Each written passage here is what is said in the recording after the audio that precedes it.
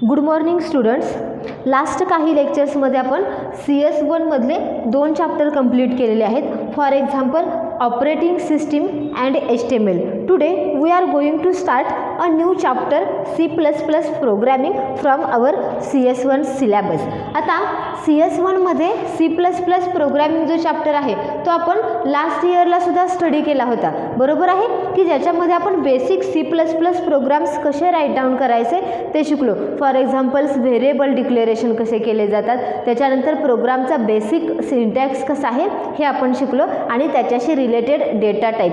कोणतीही लँग्वेज ज्याला तुम्ही शिकायला जाता त्याला त्याचं प्रोग्राम लॉजिक सेम असते, फक्त त्याची जी रिप्रेझेंटेशन करण्याची स्टाईल आहे ती रिप्रेझेंटेशनची स्टाईल प्रत्येक लँग्वेजमध्ये डिफरंट असते. म्हणजे फॉर एक्झाम्पल ज्याला तुम्ही डेटा टाईप्स यूज करता C++ मध्ये जे डेटा टाईप्स यूज केले जातात तेच डेटा टाईप्स C लँग्वेजमध्ये यूज केले जातात, तेच डेटा टाईप्स जावा लँग्वेजमध्ये यूज केले जातात. म्हणजे डेटा टाईप्स कुठेही चेंज होत नाही आहेत. त्याच्यानंतर जे तुम्ही व्हेरिएबल डिक्लेरेशनसाठी रूल्स यूज करता ते रूल्स थ्रू आउट प्रत्येक लँग्वेजमध्ये सेम आहेत, फक्त प्रत्येक लँग्वेजमध्ये गेल्यानंतर व्हेरिएबल डिक्लेरेशनचा जो सिंटॅक्स आहे किंवा व्हेरिएबल रिप्रेझेंटेशन करण्याची जी स्टाईल आहे ती मात्र प्रत्येक लँग्वेजमध्ये काय होत जाते, नंतर चेंज होत जाते. आता आज आपण बघणार आहोत ते C++ प्रोग्रामिंग की जे आपण लास्ट इयरला सुद्धा स्टडी केलं आहे.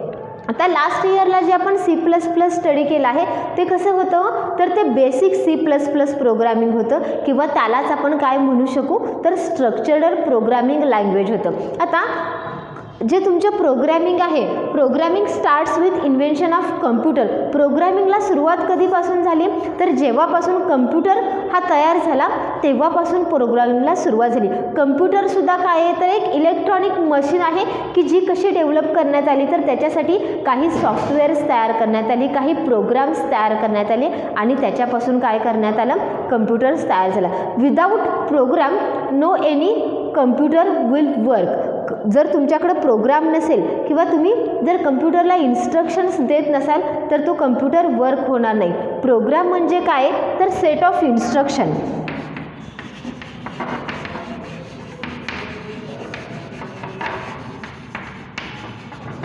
To perform a task. एखादी स्पेसिफिक टास्क जर तुम्हाला कंप्लीट करायचं असेल तर त्याच्यासाठी जो सेट ऑफ इन्स्ट्रक्शन तुम्ही कम्प्युटरला प्रोव्हाइड करता त्याला आपण बेसिकली काय म्हणतो, प्रोग्राम्स म्हणतो. फॉर एक्झाम्पल मला ॲडिशन करायची आहे, मला सबट्रॅक्शन करायचे आहे, त्याला मी कम्प्युटरला पहिल्यांदा काय देणार आहे तर इनपुट देणार आहे आणि त्याच्यानंतर मला कोणतं ऑपरेशन परफॉर्म करायचं आहे हे मला त्याला सांगावं लागणार आहे. त्याला तो काय करून देणार आहे, आपल्याला ॲडिशन परफॉर्म करून देणार आहे. म्हणजे without instructions no any computer will work. कम्प्युटरला जर वर्किंग करायचं असेल किंवा तुम्हाला जर कम्प्युटरकडून काही आउटपुट हवं असेल तर त्यासाठी पहिल्यांदा तुम्ही कम्प्युटरला इन्स्ट्रक्शन्स द्यायला हव्यात, त्यालाच आपण काय म्हणतो तर इनपुट म्हणतो. मग प्रोग्रामिंग कधी सुरू झालं तर जेव्हापासून कम्प्युटर अस्तित्वात आला तेव्हापासून ह्या प्रोग्रामिंगला काय झालं, सुरुवात झालं. आता बेसिकली प्रोग्राम्स हे 3 टाईप्समध्ये डिवाइड केले जातात. त्यातला पहिला टाईप जो आहे ते आहे मशीन लँग्वेज.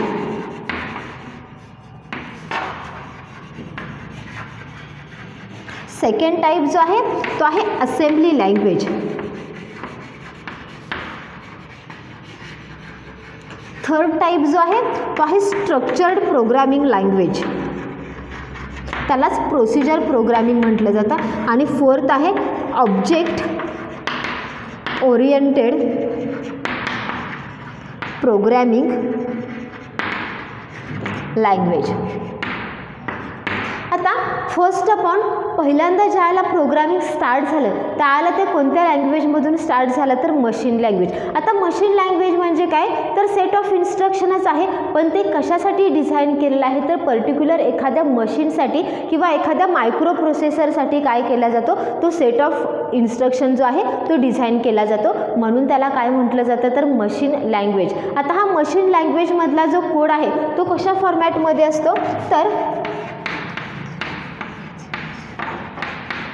या फॉर्मॅटमध्ये काय केला जातो, तुम्हाला सेट ऑफ इन्स्ट्रक्शन जो प्रोव्हाइड केला जातो तो आहे मशीन लँग्वेजचा, की जी फक्त मायक्रो प्रोसेसर असेल किंवा मशीन असेल त्याच्या अंडरस्टँडिंगसाठी यूज केला जातो. आता ही जर मशीन कोड लँग्वेजमध्ये आपल्याला एखादा प्रोग्राम राईट डाऊन करायला सांगितला तर हे आपल्यासाठी पॉसिबल आहे का? No, we can't do that. आपल्याला ते रीडही करता येणार नाही, राईटही करता येणार नाही आणि आपल्याला ते अंडरस्टँडिंगही करता येणार नाही. मशीन लँग्वेजमध्ये जे प्रोग्राम्स राईट डाऊन केले जातात त्याच्यामध्ये बीट ऑफ सिक्वेन्स यूज केला जातो किंवा बीट्स जे आहेत ते सिक्वेन्सली राईट डाऊन केले जातात आणि त्याचा यूज करून काय केले जाते, मशीन लँग्वेजमध्ये प्रोग्राम्स राईट डाऊन केले जातात. मग हे आपल्यासाठी खूप डिफिकल्ट आहे, आपण या पद्धतीचे प्रोग्राम्स नाही राईट डाऊन करू शकत. मग त्याच्यानंतर त्याच्यामध्ये काही चेंजेस करण्यात आले आणि नंतर जी लँग्वेज तयार करण्यात आली ती आहे असेंब्ली प्रोग्रामिंग लँग्वेज.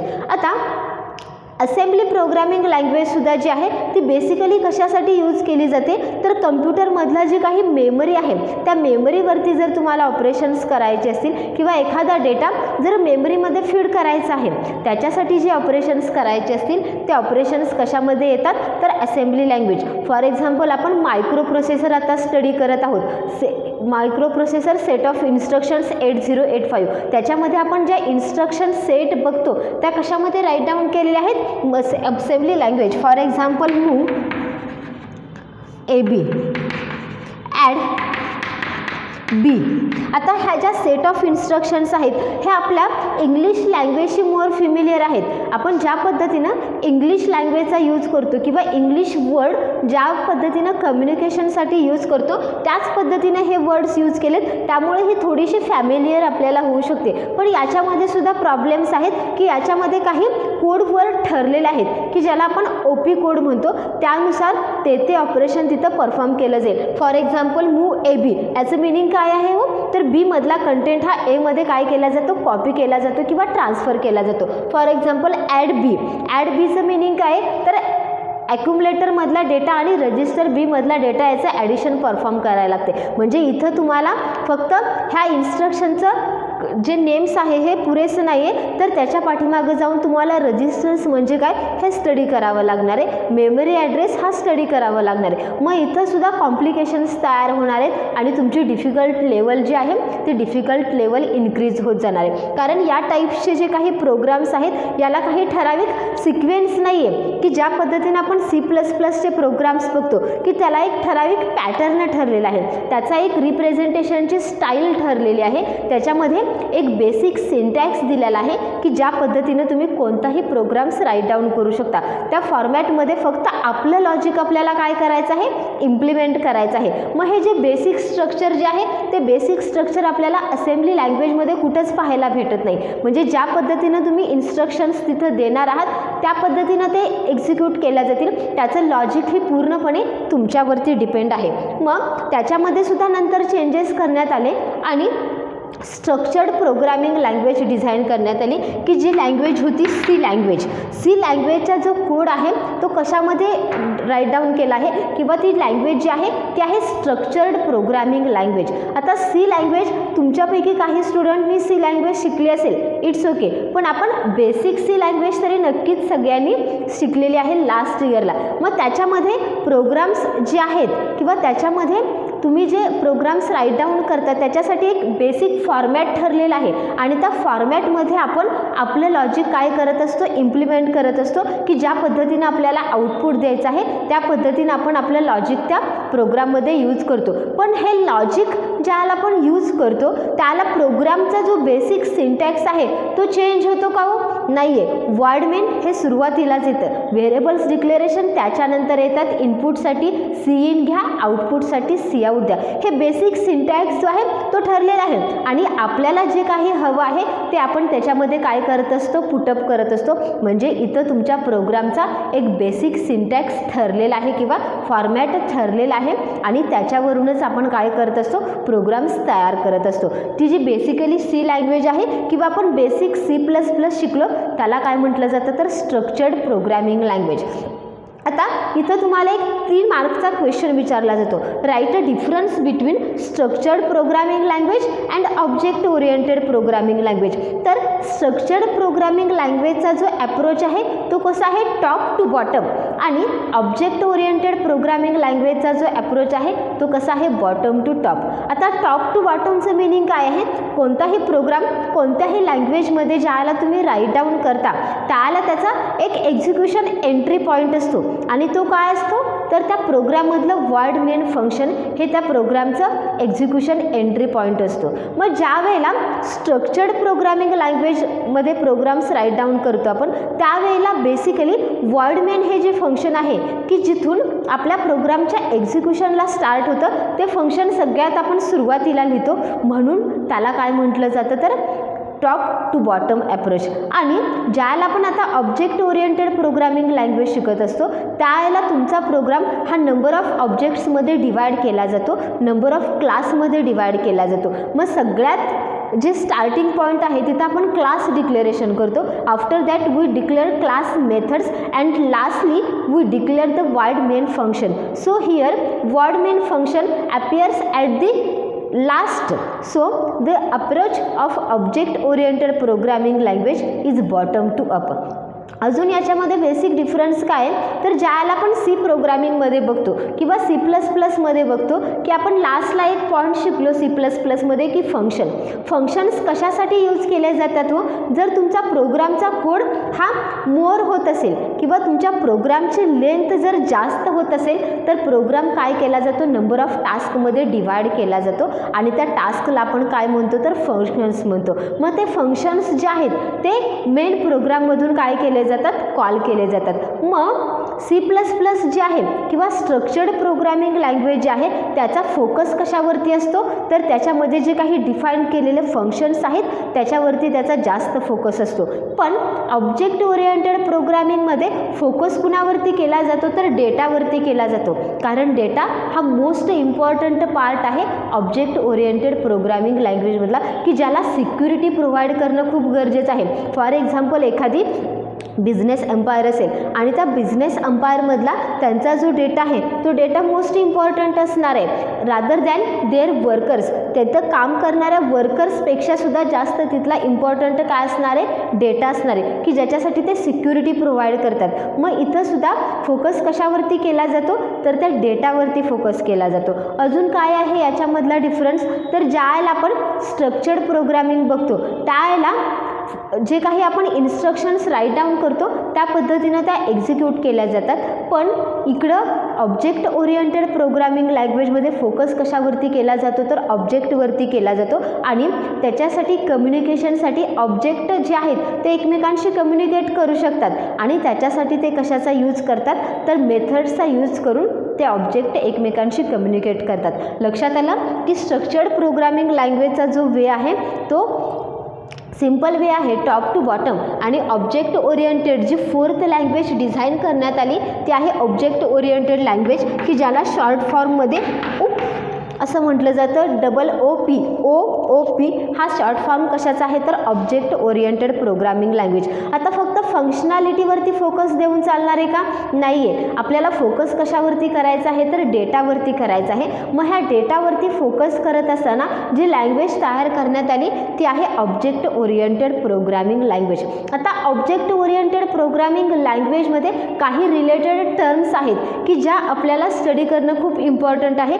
त्याच्यावरती पूर्ण प्रोग्रामिंग लँग्वेज इथं डिपेंड आहे. आता ही ऑब्जेक्ट ओरिएंटेड प्रोग्रामिंग लँग्वेज जी आहे त्याच्यावरती फोकस कशावरती केलेला आहे मेनली तर ऑब्जेक्ट आणि क्लास. आता ऑब्जेक्ट म्हणजे काय तर रिअल टाईम एंटिटी आहे, ज्या गोष्टीवरती आपण थिंकिंग करू शकतो अशा गोष्टींना काय म्हटलं जातं तर ऑब्जेक्ट म्हटलं जातं. आपण स्टार्ट करूया ऑब्जेक्ट ओरिएंटेड रिलेटेड टर्म्स. तुमच्या ह्या गोष्टी लक्षात आल्या का सगळ्या की मशीन लँग्वेज म्हणजे काय, असेंब्ली लँग्वेज म्हणजे काय, स्ट्रक्चर्ड लँग्वेज आणि ऑब्जेक्ट ओरिएंटेड प्रोग्रामिंग लँग्वेज. याच्या अगोदर आपल्याला काही व्हिडिओज मी सेंड केलेले आहेत की ज्याच्यामध्ये बेसिक C++चे जे काही इन्फॉर्मेशन असेल, फॉर एक्झाम्पल व्हेरिएबल्स डिक्लेअर कसे केले जातात, डेटा टाईप्स कोणकोणते आहेत, त्या लेक्चर्स एकदा तुम्ही व्यवस्थित बघा आणि त्याच्यानंतर आज जे लेक्चर सेंड केलं जाणार आहे ते लेक्चर केअरफुली बघा की जिथून आपलं ऑब्जेक्ट ओरिएंटेड C++ला आपण स्टार्ट करत आहोत.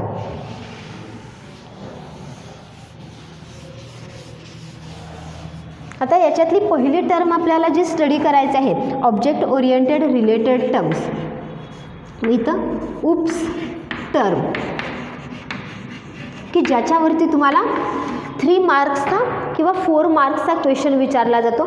Explain the object oriented related terms. आता ऑब्जेक्ट ओरिएंटेड रिलेटेड टर्म्स ज्या आहेत ह्या प्रत्येक लँग्वेजमध्ये त्याच आहेत. म्हणजे मी मागाशीच सांगितलं की आपण कोणतीही लँग्वेज तुम्ही शिका नो डाऊट, पण प्रत्येक लँग्वेजमध्ये काही ज्या गोष्टी आहेत त्याच वापरल्या जातात. फक्त त्याचं तिथं काय केलं जातं तर रिप्रेझेंटेशन वेगळं पडतं. म्हणजे क्लास जो कन्सेप्ट आहे तो क्लास ह्या कन्सेप्टचं मिनिंग कोणत्याही ऑब्जेक्ट ओरिएंटेड रिलेटेड प्रोग्राममध्ये तेच असणार आहे. म्हणजे ज्याला तुम्ही C++ शिकताय त्याला क्लासचं मिनिंग जे आहे तेच क्लासचं मिनिंग तुमचं जावामध्ये असणार आहे, तेच क्लासचं मिनिंग तुमचं PHPमध्ये असणार आहे. म्हणून याला ऑब्जेक्ट ओरिएंटेड रिलेटेड टर्म्स म्हटल्या जातात की ज्याच्यावरती पूर्ण ऑब्जेक्ट ओरिएंटेड लँग्वेज जी आहे ती डिपेंड आहे. पहिलं त्यातली टर्म आहे ऑब्जेक्ट. सेकंड टर्म जी आहे ती आहे क्लास. थर्ड टर्म जी आहे ती आहे ॲब्स्ट्रॅक्शन्स. फोर्थ टर्म जी आहे ती आहे इनकॅप्सुलेशन.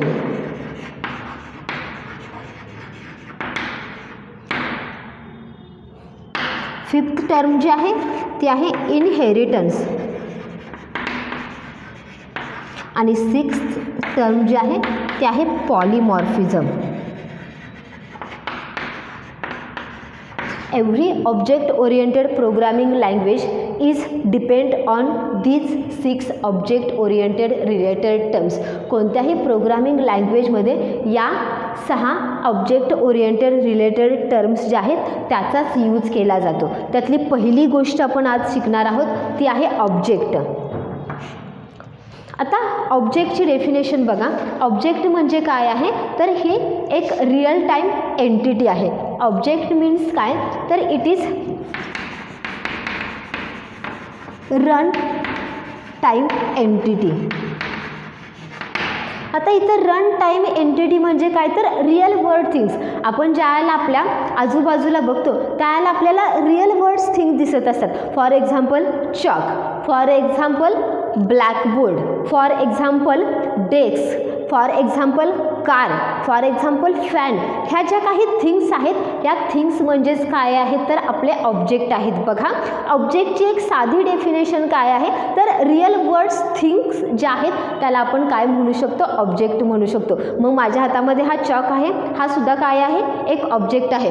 पाठीमागं आपल्याला हा ब्लॅकबोर्ड दिसत आहे, हा सुद्धा काय आहे एक ऑब्जेक्ट आहे. आपण फॉर एक्झाम्पल कारचं एक्झाम्पल जर घेतलं तर कार सुद्धा काय आहे एक ऑब्जेक्ट आहे. आता ऑब्जेक्ट म्हणजे काय तुमच्या लक्षात आलं. मग it is a real time entity किंवा रिअल वर्ल्ड थिंग्स ज्या आहेत त्याला काय म्हणू शकतो आपण ऑब्जेक्ट म्हणू शकतो. किंवा it is piece of code representing real world entity. किंवा ऑब्जेक्टला दुसरं नाव काय आहे तर piece of code which represent the real world entity, त्याला आपण ऑब्जेक्ट म्हणू शकतो. मग कोणतंही ऑब्जेक्ट ज्याला आपण रिप्रेझेंट करतो त्याला त्याच्याशी रिलेटेड 2 थिंग्स आहेत. बघा अगदी केअरफुली हे लेक्चर तुम्ही लिसन करा, कारण या लेक्चरवरती पूर्ण आपली प्रोग्रामिंग लँग्वेज डिपेंड आहे. इथून पुढं जे काही आपण C++ मध्ये शिकणार आहोत त्याला ह्या प्रत्येक गोष्टीचं मिनिंग जर तुम्हाला माहीत असेल तरच आपण C++ मध्ये पुढं काहीतरी करिअर करू शकू. किंवा इतर जर तुम्ही प्रोग्रामिंग लँग्वेज शिकणार आहात तर त्याचा बेस म्हणून C++ लँग्वेज ही बेस्ट लँग्वेज यूज केली जाते. मग प्रत्येक ऑब्जेक्ट जे आहे त्याला 2 थिंग्स असतात. 2 things. One that it's characteristic and second one is it's behaviour. बघा कोणतंही ऑब्जेक्ट घ्या त्या ऑब्जेक्टला 2 गोष्टी असतात. एक आहे त्याच्यातली कॅरेक्टरिस्टिक. कॅरेक्टरिस्टिकला आपण इथं काय म्हणणार आहोत तर त्याचे ॲट्रिब्यूट्स, आणि ते ॲट्रिब्यूट्सच आपण परत काय करणार आहोत तर ॲज अ व्हेरिएबल म्हणून डिक्लेअर करणार आहोत. बघा ही प्रत्येक गोष्ट एकमेकांशी कशी कनेक्ट आहे. कोणतीही गोष्ट रिअल वर्ल्डमधली जर तुम्ही घेतली तर त्याचे काही कॅरेक्टरिस्टिक्स असतात आणि त्या कॅरेक्टरिस्टिक्स यूज करण्यासाठी त्याचं काय यूज केलं जातं बिहेवियर यूज केलं जातं. आता कॅरेक्टरिस्टिक्स म्हणजे काय असणार आहेत तर त्या थिंग्सचे ॲट्रिब्यूट्स असणार आहेत. मग ॲट्रिब्यूट्स किंवा कॅरेक्टरिस्टिक ज्या आहेत त्या काय रिप्रेझेंट करणार आहेत, ते ऑब्जेक्ट रिप्रेझेंट करणार आहेत. आणि बिहेवियर म्हणजे काय, तर ते ऑब्जेक्ट जे आहे ते यूज कसं करायचं ते कशावरती डिपेंड आहे, त्याच्या बिहेवियरवरती डिपेंड आहे. आता फॉर एक्झाम्पल मी इथे घेते कार, BMW कार, किंवा शॉर्टली आपण म्हणूया की कार हा एक ऑब्जेक्ट आहे. आता कार ज्याला हा आपण ऑब्जेक्ट कन्सिडर करतो त्याला त्या कारच्या कॅरेक्टरिस्टिक्स काय काय येतील व पहिलं कॅरेक्टरिस्टिक त्याचं येईल कार नेम. ओके, त्याच्यानंतर कॅरेक्टरिस्टिक त्याची काय येईल तर car model. Okay, car colour. Okay, या 3 गोष्टी त्याच्या कॅरेक्टरिस्टिक्स सांगतील. कोणतीही मार्केटमध्ये गेल्यानंतर तुम्ही कार पाहिली तर त्याच्याशी रिलेटेड या 3 गोष्टी असणारच आहेत. त्या कारचं मॉडेल कोणतं आहे, model may be different. Okay, इथं फक्त आपल्याला काय सांगायचं आहे तर कॉमन गोष्टी काय काय येणार आहेत त्याच्यामध्ये ते आपण सांगतोय. कोणतीही कार जरी आपण पाहिली तरी त्या कारला त्याचं नेम आहे, त्याच्यानंतर त्याचं मॉडेल नेम आहे आणि त्याच्यानंतर त्याचं काय असणार आहे, त्याचा कलर असणार आहे. बेसिकली या गोष्टी तर त्याच्या स्पेसिफिकेशनमध्ये येणार आहेत, म्हणजे त्या काय झाल्या, त्याच्या कॅरेक्टरिस्टिक झाल्या. आता ह्या कॅरेक्टरिस्टिक झाल्यानंतर त्याचं बिहेवियर काय असणार आहे तर किंवा ते कार यूज करण्यासाठी कोणत्या गोष्टी लागणार आहेत तर त्याच्या बिहेवियरमध्ये येणार आहे कॅल्क्युलेट ॲव्हरेज, स्टॉप आणि स्टार्ट. ओके, या 3 गोष्टी तरी आपण कारशी रिलेटेड करू शकतो. बरोबर आहे, कार जर मला यूज करायची असेल तर मला कार करता आली पाहिजे, स्टार्ट करता आली पाहिजे. ओके, कार जर मला स्टॉप करायची असेल तर त्याच्यासाठी मी स्टॉप ही मेथड वापरते. आता इथं स्टार्ट मेथड, स्टॉप मेथड, इथं तुम्ही मेथडशी रिलेटेड जी आहे त्याचा थोडासा बाजूला ठेवा. तुम्ही तुमच्या डोळ्यासमोर इमॅजिन करा की माझ्याकडे एक कार आहे किंवा कार ऑब्जेक्ट आहे. आता ह्या कारच्या कॅरेक्टरिस्टिक्स मी कशा यूज करू शकतो तर त्याच्यासाठी पहिल्यांदा मला कार ड्राईव्ह करता आली पाहिजे, म्हणजेच कार मला स्टार्ट करता आली पाहिजे. त्याच्यासाठी माझ्याकडे ऑलरेडी की असणार आहे आणि त्या कीचा यूज करून मी कार स्टार्ट करू शकते. म्हणजे त्याच्या कॅरेक्टरिस्टिक्स जर मला ॲक्वायर करायचे असतील तर माझ्याकडे त्याचे बिहेवियरसुद्धा असले पाहिजेत किंवा मेथडसुद्धा असल्या पाहिजेत. इथं कार स्टार्ट ही मेथड कॉल केल्यानंतर म्हणजे तुम्ही कारला ज्याला की लावताय त्याला ऑटोमॅटिक कार स्टार्ट होते, म्हणजे तिथं कारची स्टार्ट बिहेवियर आहे किंवा त्याची ती मेथड कॉल केली जाते. कार स्टॉप करायची असेल त्याला आपण कारचं स्टॉप बटन यूज करतो किंवा कार की जी आहे ती आपण कीचा यूज करून आपण कार स्टॉप करतो. त्याच्यानंतर मला जर कारचं ॲव्हरेज कॅल्क्युलेट करायचं असेल किलोमीटर पर हावर्स वगैरे तर मी काय करू शकते, त्याच्यासाठी माझ्याकडे मेथड्स आहेत. त्याच्यासाठी कारच्या कॅरेक्टरिस्टिक्स यूज करून मी काय करते, त्या कारचं ॲव्हरेज कॅल्क्युलेट करू शकते. म्हणजे कोणतीही रिअल वर्ल्ड एंटिटी घ्या त्याला 2 गोष्टी आहेत, एक आहे त्याच्या स्वतःच्या कॅरेक्टरिस्टिक्स आणि दुसऱ्या आहेत त्याचे बिहेवियर, म्हणजे त्याच्यावरतीच्या काही आपण मेथड्स यूज करणार आहोत त्या. अजून एक आपण एक्झाम्पल घेऊया फॅनचं. आपल्याकडे सगळ्यांना आपल्याला फॅन माहिती आहे. फॅन हा जर आपण ऑब्जेक्ट कन्सिडर केला तर त्या फॅनच्या कॅरेक्टरिस्टिक्स काय येतील हो, त्याचं मॉडेल नेम येईल किंवा कंपनी नेम येईल. ओके, त्याचा कलर येईल आणि त्याचं जे स्पीड आहे ते स्पीड एक येईल. मग हे जे स्पीड आहे ते ॲक्सेस करण्यासाठी आपल्याला काय करावं लागणार आहे, फॅन टर्न ऑन करावं लागणार आहे. आणि टर्न ऑन फॅन करायचं असेल तर आपण काय करतो, स्विचचा यूज करतो, बटनचा यूज करतो. जोपर्यंत तुम्ही ते बटन प्रेस करत नाहीत तोपर्यंत तुमचा फॅन जो आहे तो फिरणार आहे का, नाही फिरू शकत. म्हणजे फॅन जर मला स्टार्ट करायचं असेल तर मला स्टार्ट नावाची मेथड कॉल करावी लागणार आहे. फॅन जर मला ऑफ करायचं असेल तर मला स्टॉप नावाची मेथड कॉल करावी लागणार आहे. इथं मेथड कॉल करणं म्हणजे काय तर आपण सिम्पली बटन क्लिक करतोय, बटन प्रेस करतोय, बटन क्लोज करतोय. मग इथं बटन ज्याला प्रेस केलं जातं त्याला ॲटोमॅटिक स्टार्ट नावाची मेथड कॉल होणार आहे आपल्या कम्प्युटरच्या भाषेमध्ये, आणि ज्याला मी बटन क्लोज करते त्याला ऑटोमॅटिक स्टॉप नावाची मेथड कॉल होणार आहे. आपण जे रिअल वर्ल्डमध्ये बघतोय तेच आपल्याला इथं काय करायचं आहे, कम्प्युटराइज वर्डमध्ये कन्वर्ट करायचं आहे की जे कम्प्युटरला समजेल त्या लँग्वेजमध्ये. त्याच्यासाठी पहिल्यांदा तुम्ही तुमच्या आजूबाजूला ज्या रिअल वर्ल्ड थिंग्स आहेत त्याच्याकडे बघा, त्याच्या कॅरेक्टरिस्टिक्स काय काय असू शकते. फॉर एक्झाम्पल मी जर हा चॉक बघितला तर ह्या चॉकची कॅरेक्टरिस्टिक काय असेल व याचा कलर हा त्याची पहिली कॅरेक्टरिस्टिक असेल, त्याची साईज हा त्याची दुसरी कॅरेक्टरिस्टिक असेल, त्याची लेंथ ही त्याची तिसरी कॅरेक्टरिस्टिक असेल, त्याची हाईट विड्थ हा त्याच्या कॅरेक्टरिस्टिक्स असतील. मग हा चॉक मी कसा यूज करणार आहे, तर त्याच्यासाठी राईट ही मेथड मी यूज करू शकते की ज्याला हा चॉकचा काय केला जाईल, यूज केला जाईल. म्हणजे तुमच्या आजूबाजूला ज्या रिअल वर्ल्ड थिंग्स आहेत त्या म्हणजे काय आहेत, आपले ऑब्जेक्ट आहेत. लक्षात आलं. ऑब्जेक्टचं मिनिंग काय आहे, तर रिअल वर्ल्ड एंटिटी जे आहेत की ज्याला कॅरेक्टरिस्टिक्स आहेत आणि ज्याला बिहेवियर आहे.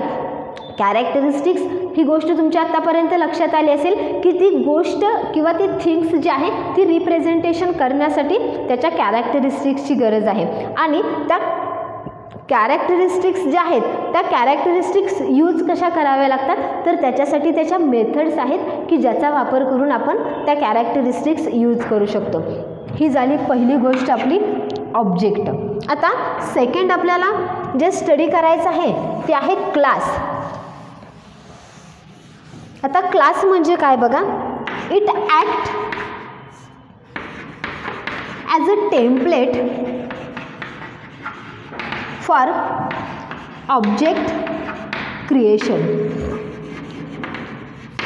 ऑब्जेक्ट क्रिएशनसाठी जे टेम्पलेट प्रोव्हाइड केलं जातं त्याला काय म्हटलं जातं, क्लास. तुम्ही डायरेक्टली ऑब्जेक्ट्स तयार करू शकत नाही, त्यासाठी तुम्हाला काय तयार करावं लागणार आहे, तर क्लास तयार करावे लागणार आहे की ज्याच्यामध्ये ऑब्जेक्टचे स्पेसिफिकेशन असतील. मला कार डिझाईन करायची आहे, ओके, कार डिझाईन करत असताना मला त्याचं पहिल्यांदा स्पेसिफिकेशन तयार करावे लागेल. मार्केटमध्ये कोणतीही तुम्ही कार बघा, BMW बघा, त्याच्यानंतर टाटाची बघा, फॉर्च्युनर बघा, इनोवा बघा, एनिथिंग, कोणतीही कार ज्याला तुम्ही बघता त्याला त्याच्यामध्ये काही गोष्टी ह्या ठराविक असतात. म्हणजे प्रत्येक कारला कलर हा असतो, मग तो कलर प्रत्येक कंपनी वाईज किंवा मॉडेल वाईज चेंज होऊ शकतो, पण कलर हा त्याचा स्वतःचा असतोय.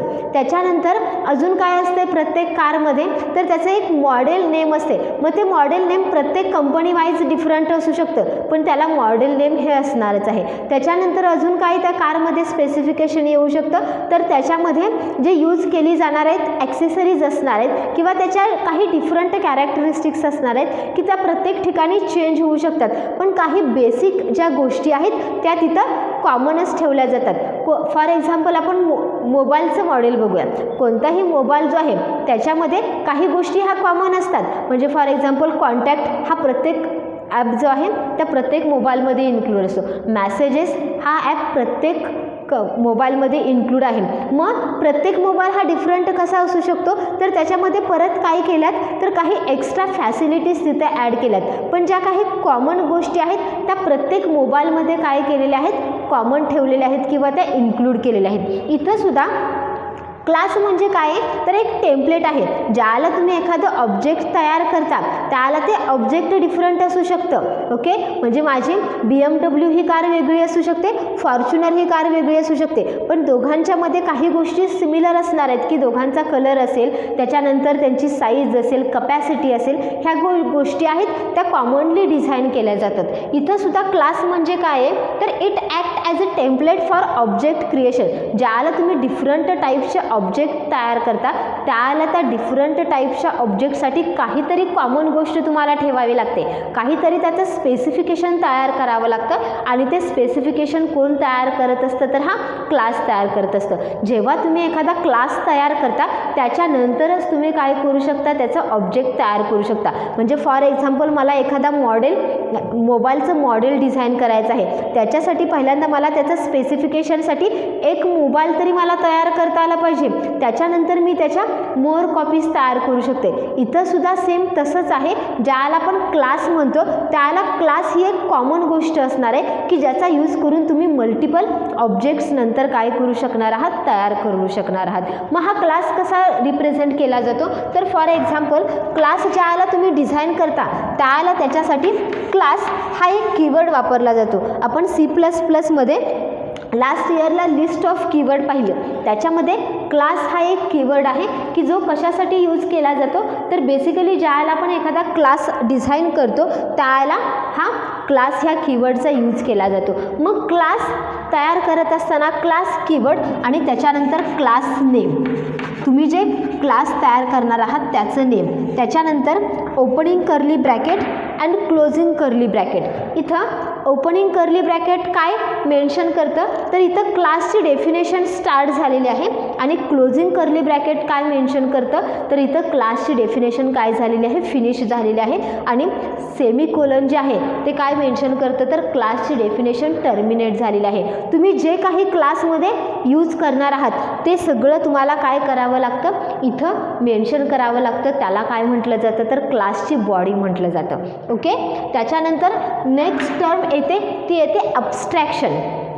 आता अब्स्ट्रॅक्शन म्हणजे काय बघा, ज्याला तुम्ही एखादा क्लास रिप्रेझेंट करता त्याला तो क्लास रिप्रेझेंट करत असताना त्याच्यामध्ये तुम्हाला कॅरेक्टरिस्टिक्स ॲड करता आल्या पाहिजेत. त्यालाच आपण इथं काय म्हणणार आहोत, तर ॲट्रिब्यूट्स किंवा आपल्या कम्प्युटरच्या लँग्वेजमध्ये त्यालाच आपण व्हेरिएबल्स म्हणणार आहोत. फॉर एक्झाम्पल आपण बघूया की मी इथं क्लास डिक्लेअर करते क्लास स्टुडंट.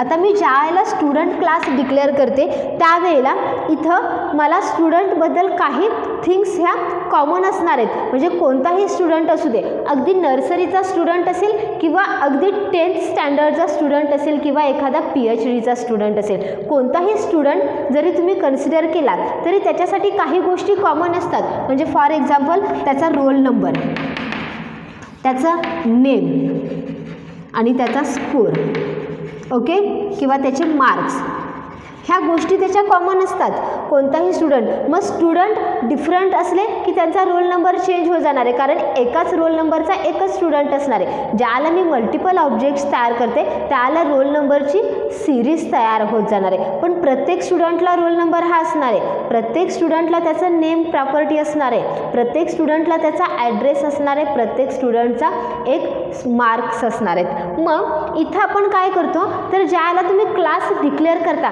त्याला ज्या इम्पॉर्टंट थिंग्स आहेत त्याच आपण त्याच्या कॅरेक्टरिस्टिक्स म्हणून घेतो. म्हणजे फॉर एक्झाम्पल मी इथं कुठेही इन्क्लूड केलेलं आहे का की त्या स्टुडंटची हाईट किती असणार आहे, त्या स्टुडंटचं वेट किती असणार आहे, त्या स्टुडंटचा हेअर कलर कसा असणार आहे, या गोष्टी इम्पॉर्टंट आहेत का हो आपल्यासाठी? No, that's not important. आपल्यासाठी इम्पॉर्टंट काय आहेत, तर त्याचा रोल नंबर, नेम आणि मार्क्स. मग इथं आपण काय करत असतो, तर एखादा ज्याला तुम्ही क्लास डिक्लेअर करता त्याला त्याच्यामधल्या फक्त इम्पॉर्टंट थिंग्स आपण काय करत असतो, कॅप्चर करत असतो. म्हणजे त्या आपण अब्स्ट्रॅक्ट करत असतो. ते मिनिंग कशाचं आहे, अब्स्ट्रॅक्शनचं आहे. बघा, अब्स्ट्रॅक्शनचं अगदी साधं मिनिंग आहे इथं की ज्या वेळेला तुम्ही एखादा क्लास डिक्लेअर करता त्याला त्याच्या मेन कॅरेक्टरिस्टिक्स काय आहेत तेवढ्याच आपण काय करतो, तिथे इन्क्लूड करतो. इथं आपण त्याची हाईट मेन्शन केलेली नाही आहे, इथं आपण त्याचं वेट मेन्शन केलेलं नाही आहे, इथं आपण त्याचे कोणतीही फिजिकल जे डिसीजेस असतात त्याच्याबद्दल आपण कोणतंही मेन्शन केलं नाही, त्याची मेडिकल हिस्ट्री आपण याच्यामध्ये मेन्शन करत नाहोत, कारण ते आपल्यासाठी इम्पॉर्टंट नाही आहे. आपल्यासाठी कोणताही स्टुडंट ज्याला रिप्रेझेंट करतो त्याला या 3 कॅरेक्टरिस्टिक्सच त्याच्यासाठी इम्पॉर्टंट आहेत, म्हणून त्याला काय म्हटलं जातं, तर अब्स्ट्रॅक्शन्स म्हटलं जातं. त्याच्यानंतर नेक्स्ट टर्म येते ती इनकॅप्सुलेशन. आता इनकॅप्सुलेशन म्हणजे काय बघा, कॅप्सुलेशन आणि इंड.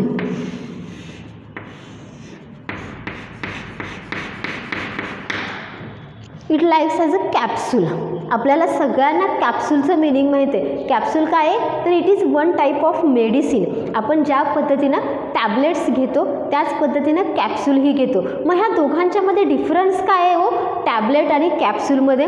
तर ज्याला आपण कॅप्सूल बघतो त्याला ते कॅप्सूलवरती काय केलं जातं, तर प्लास्टिक टाईपचं कोटिंग केलं जातं किंवा अदर टाईप ऑफ मटेरियल हा कोटिंग केला जातो आणि त्याच्या आतमध्ये तुमचं मेडिसिन काय केलं जातं, ठेवलं जातं. म्हणजे हे कॅप्सूल जे आहे किंवा आपण त्याला जे प्लास्टिक कव्हरिंग वापरतो ते काय करतं हो, तर आतल्या मेडिसिनला प्रोटेक्शन देण्याचं काम करतं. मग हे प्रोटेक्शन कशापासून दिलं जातं, तर आपली सनलाईट असेल, ह्युमिडिटी असेल किंवा ॲटमॉस्फिअर चेंजेस असतील, त्या ॲटमॉस्फिअर चेंजेसचा त्या इफेक्ट त्या मेडिसिनवरती होऊ नये त्याच्यासाठी त्याला काय केलं जातं, प्लास्टिक कोटिंग केलं जातं. आपण मेडिकल स्टोअरमध्ये ज्याला टॅबलेट्स घ्यायला जातो त्याला त्या टॅबलेट्स आपल्याला ओपनली दिल्या जातात का, नाही आहे, तर प्रत्येक टॅबलेट ही प्लास्टिक कव्हरमध्ये कोट केलेली असते. मग तिथं काय केलं जातं, तर इनकॅप्सुलेट केलं जातं. म्हणजेच तिथं काय केलं जातं, तर ते जे मेडिसिन आहे त्या मेडिसिनला प्रोटेक्शन प्रोव्हाइड केलं जातं. आता इथं आपल्या कम्प्युटरच्या लँग्वेजमध्ये प्रोटेक्शन कुणाला द्यायचे, तर आपल्या कम्प्युटरच्या लँग्वेजमध्ये इनकॅप्सुलेशन म्हणजे काय किंवा प्रोटेक्शन कुणाला द्यायचं आहे, तर हा जो आपण डेटा सांगत आहोत त्या डेटाला प्रोटेक्शन देणं गरजेचं आहे. जर तुमचा डेटाला प्रोटेक्शन नसेल, सिक्युरिटी नसेल, तर तुमचा डेटा आउटसाईड वर्ल्ड कुणीही यूज करू शकतं. आपण बघतो की एखादं आपलं जीमेलचं अकाउंट असेल किंवा आपलं फेसबुकचं अकाउंट हॅक केलं जातं. हॅक केलं जातं म्हणजे काय हो, तर तुमची त्याच्यातली जी काही पर्सनल इन्फॉर्मेशन आहे ती पर्सनल इन्फॉर्मेशन ॲक्सेस केली जाते आणि त्याचा मिसयूज केला जातो. मग ते अवॉइड करण्यासाठी आपल्याला आपल्या डेटाला प्रोटेक्शन देणं गरजेचं आहे. मग ती प्रोटेक्शनची जी प्रोसेस आहे त्याला काय म्हटलं जातं, तर encapsulation means protect your data from outside world. Outside वर्ल्डपासून तुमच्या डेटाला प्रोटेक्शन देण्याचं काम कोण करत असतं, ही लँग्वेज करत असते. आता प्रोटेक्ट करायचं आहे डेटाला, मग त्याच्यासाठी इथं काय केले जातात, तर 3 ॲक्सेस स्पेसिफायरचा यूज केला जातो. पहिला ॲक्सेस स्पेसिफायर आहे प्रायव्हेट, पब्लिक आणि प्रोटेक्टेड. या 3 ॲक्सेस स्पेसिफायरचा यूज केला जातो. म्हणजे डेटा मला प्रोटेक्ट करायचा आहे, मग त्याच्यासाठी इथं पहिला ॲक्सेस स्पेसिफायर आहे प्रायव्हेट. जर मी माझ्या डेटाला प्रायव्हेट हा ॲक्सेस स्पेसिफायर यूज केला तर माझ्या डेटाचा स्कोप कुठून असणार आहे, तर विदिन अ क्लास एवढ्या पुरताच हा डेटा काय केला जाईल, ॲक्सेस केला जाईल. ह्या क्लासच्या बाहेर गेल्यानंतर माझा डेटा कुणालाही ॲक्सेस करता येणार नाही आहे. पब्लिकचं मिनिंग काय आहे, तर ह्या डेटाचा स्कोप विदिन द तुमचा क्लास ही असणार आहे आणि आउटसाईड द क्लास. मग ज्यावेळेला तुम्ही एखादा व्हेरिएबल पब्लिकली डिक्लेअर करता त्यावेळेला तो त्या क्लासमध्ये सुद्धा यूज केला जाणार आहे आणि क्लासच्या बाहेर जाऊन सुद्धा तुम्ही तो व्हेरिएबल काय करू शकता, ॲक्सेस करू शकता. आणि थर्ड आहे तो आहे प्रोटेक्टेड. प्रोटेक्टेडचं मिनिंग काय आहे, तर जे इनहेरिटन्समध्ये आपण शिकणार आहोत की तिथं डेटा प्रोटेक्ट केला जातो, म्हणजे फक्त एका जनरेशनपासून दुसऱ्या जनरेशनकडे तो पास केला जातो.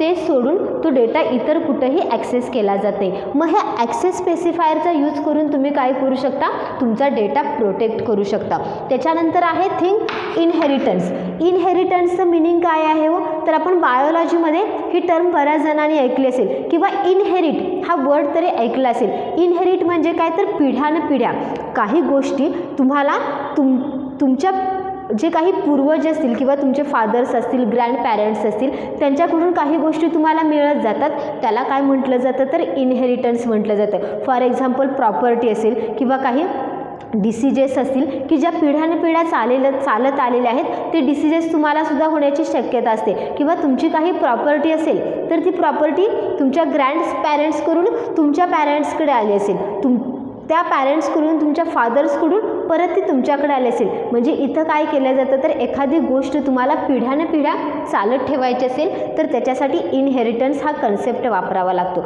मग इथं इनहेरिटन्स म्हणजे काय, तर एक सुपर क्लास तयार केला जातो आणि एक सब क्लास तयार केला जातो. ज्याला तुम्ही सुपर क्लासचे सगळे फीचर्स तुम्हाला सब क्लासमध्ये पाहिजे असतील, आपले जीन्स जे आपण म्हणतो, प्रत्येकाला जीन्स असतात, ते जीन्स कसे येतात हो, तर आपले जे मदर अँड फादर्स आहेत त्यांच्याकडून आपल्याला जे जीन्स होतात आणि त्यांच्याकडून आपल्याला जे जीन्स येतात त्याच्यानुसार आपली जीनची जी डिझाईन आहे ती तयार झालेली असते. मग इथं सुद्धा तीच कन्सेप्ट आहे, फक्त कम्प्युटर लँग्वेजमध्ये ती कन्वर्ट केलेली आहे की इथं एक सुपर क्लास तयार केला जातो आणि एक सब क्लास.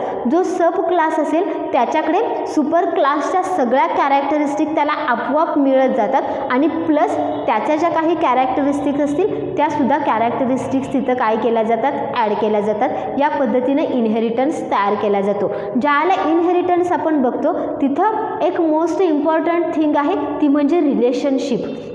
रिलेशनशिप जर नसेल तर तुमच्याकडे जीन्स येणार नाही आहेत ते, किंवा रिलेशनशिप जर नसेल तर तुम्हाला तुमच्या ग्रँड पॅरेंट्सची जी वेल्थ असेल ती वेल्थ मिळणार नाही आहे. मग तिथे इम्पॉर्टंट काय आहे, तर त्या दोघांच्यामध्ये रिलेशनशिप असणं गरजेचं आहे. इथं इनहेरिटन्समध्ये आपण ती कन्सेप्ट शिकणार आहोत. आणि लास्टला आहे पॉलिमॉर्फिझम. आता पॉलिमॉर्फिझमचं मिनिंग काय, तर same name but different meaning. Same name but different meaning. Polymorphism म्हणजे काय, तर लास्ट इयरला आपण मेथड ओव्हरलोडिंग हा एक कन्सेप्ट शिकलो होतो. त्या मेथड ओव्हरलोडिंगमध्ये आपण काय पाहिलं हो, तर ज्या काही आपण मेथड्स डिक्लेअर करतो त्या मेथड्सचे नेम सेम असतात पण त्यांचं बिहेवियर वेगळं असतं. इथं बिहेवियर डिफरंट म्हणजे काय, तर ते कोणत्या टाईपचे आर्ग्युमेंट ॲक्सेप्ट करत आहेत, त्या आर्ग्युमेंट ॲक्सेप्ट करण्याचा सिक्वेन्स कसा आहे आणि त्या कोणत्या टाईपची व्हॅल्यू रिटर्न करत आहेत हे म्हणजे काय असते, त्याचं बिहेवियर असते. फॉर एक्झाम्पल आपण एखादं सरनेम घेऊया पाटील. पाटील सरनेम असणारी स्टुडंट्स खूप एखाद्या क्लासमध्ये आहेत, ओके, पण त्या प्रत्येकाचं नेम सेम असणार आहे का हो? नो. सेम नेम जरी असेल तरी त्यांच्या फादरचं नेम डिफरंट असू शकतं ना, किंवा त्यांना असाइन केलेला रोल नंबर हा डिफरंट असणार आहे. म्हणजे तिथं सेम सरनेम आहे सगळ्यांचं, पण प्रत्येकाचं नेम वेगळं असेल, प्रत्येकाच्या फादर नेम वेगळं असेल, प्रत्येकाचा रोल नंबर वेगळा असेल. मग पॉलीमॉर्फिझमची डेफिनेशन काय? तर ability to take more than one form, एकापेक्षा जास्त फॉर्म घेण्याची जी ॲबिलिटी आहे त्याला काय म्हटलं जातं? पॉलीमॉर्फिझम. लक्षात आलं तुमच्या की कोणतेही ऑब्जेक्ट ओरिएंटेड प्रोग्रामिंग लँग्वेज जे आहे त्याच्याशी रिलेटेड टर्म्स जे आहेत त्यांचं डेफिनेशन काय आहे किंवा ते कसे यूज केले जातात. आता याच्यामध्ये डेटा बाइंडिंग हा एक कन्सेप्ट आहे की जे अब्स्ट्रॅक्शन आणि इनकॅप्सुलेशनमध्ये डेटा बाइंडिंग यूज केलं जातं. आता डेटा बाइंडिंग म्हणजे काय हो? तर तुमचा डेटा आणि मेथड्स या दोघांच्या मध्ये रिलेशन जर असेल तरच तो डेटा काय केला जाणार आहे? ॲक्सेस केला जाणार आहे. फॉर एक्झाम्पल, मला AC ऑन करायचं आहे, तर मला AC ऑन करण्यासाठी मला स्विचचं बटन यूज करावं लागेल प्लस मला रिमोटचा यूज करावा लागेल. जर मी रिमोटचा यूज केला नाही किंवा स्विच यूज केला नाही तर AC ऑन होऊ शकतो का? नाही होऊ शकत. म्हणजे तिथं तुमचा AC आणि रिमोट या दोघांच्या मध्ये काय केलं जातं? कनेक्शन एस्टॅब्लिश केलं जातं किंवा तुमचा रिमोट जो आहे तो ॲज अ इंटरफेस म्हणून ॲक्ट होतो की तो AC ऑन करण्यासाठी किंवा ऑफ करण्यासाठी, किंवा मग त्याच्यावरती परत मेथड्स येतात की AC ऑन करायचं असेल तर ऑन बटन प्रेस करतो आपण, AC ऑफ करायचं असेल तर ऑफ बटन प्रेस करतो, ACचं स्पीड मेंटेन करायचं असेल, इन्क्रीज करायचं असेल, डिक्रीज करायचं असेल तर त्याच्यासाठी ती वेगवेगळी तिथं काय दिलेली आहेत? बटन्स दिलेले आहेत. ती बटन्स म्हणजेच आपल्या लँग्वेजमध्ये काय आहेत? तर मेथड्स आहेत. मग ह्या दोघांचं काय केलं जातं? तर बाइंडिंग केलं जातं आणि त्यापासून काय केला जातो? तर क्लास डिझाईन केला जातो. लक्षात आलं तुमच्या की ह्या ज्या टर्म्स आहेत ह्या टर्म्स खूप इम्पॉर्टंट आहेत. याचं मिनिंग जे आहे ते मिनिंग जर तुम्हाला व्यवस्थित समजलं तरच आपण काय करू शकणार आहोत? आपलं पुढं जाऊन C++ प्रोग्रामिंग जे आहे ते तुम्हाला इझी जाणार आहे. आजचं लेक्चर आपण इथंच स्टॉप करूयात. नेक्स्ट लेक्चरला आपण ॲक्च्युली C++चे प्रोग्राम्स कसे राईट डाऊन करायचे, त्याचा बेसिक सिंटॅक्स काय आहे हे आपण स्टडी करूयात. Good bye, have a nice day.